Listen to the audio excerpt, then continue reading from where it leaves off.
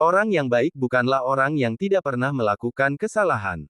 Orang baik adalah orang yang ketika tercebur ke dalam kesalahan dan mengetahuinya, ia meninggalkan kesalahan itu dan bersungguh-sungguh berusaha agar tidak terjatuh kepada kesalahan yang sama. Adalah Imam Abul Hasan al-Asy'ari, seorang imam besar mazhab Mu'tazilah.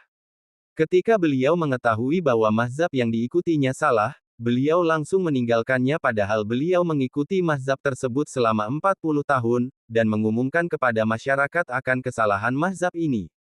Apakah dengan mengakui kesalahan seperti itu, derajat Imam al-Asy'ari akan turun? Jawabannya tidak. Allah Subhanahu wa Ta'ala mengangkat namanya menjadi salah satu imam besar sepanjang masa. Kitabnya yang mengungkap kebusukan mazhab Mu'tazilah yaitu Al-Ibanah menjadi salah satu rujukan yang dipelajari oleh dai Ahlus Sunnah. Nah, kalau orang besar seperti Imam al-Asy'ari saja tidak malu untuk mengakui kesalahannya, mengapa kita malu? Secara esensi, pengakuan akan kesalahan tidak akan menjatuhkan kehormatan dan harga diri seseorang. Dengan catatan, harus dengan keikhlasan dan kesabaran. Walaupun begitu perlu diklasifikasikan terlebih dahulu, sifat, jenis dan pengaruh kesalahan tersebut.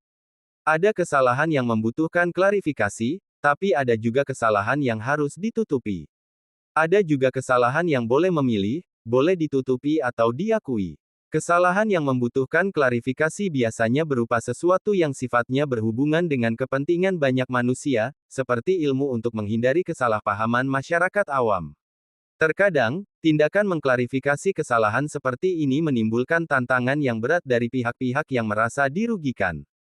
Seperti Imam al-Asy'ari mendapatkan tantangan bahkan fitnah dari pengikut mazhab Mu'tazilah.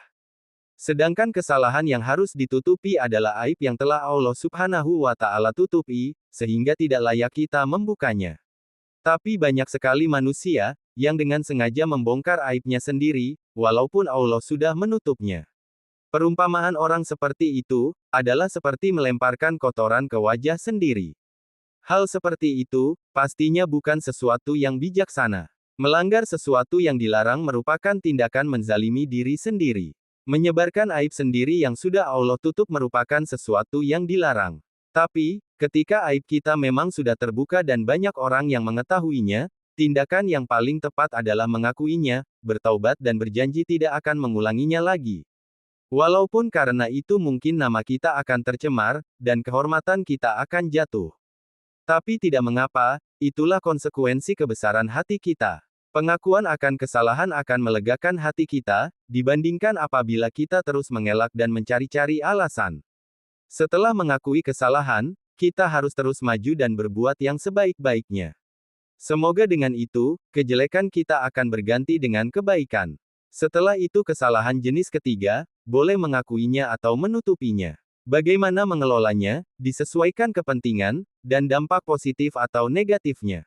Ketika mengakui kesalahan mengakibatkan lebih banyak dampak positifnya, maka disarankan untuk mengakui kesalahan.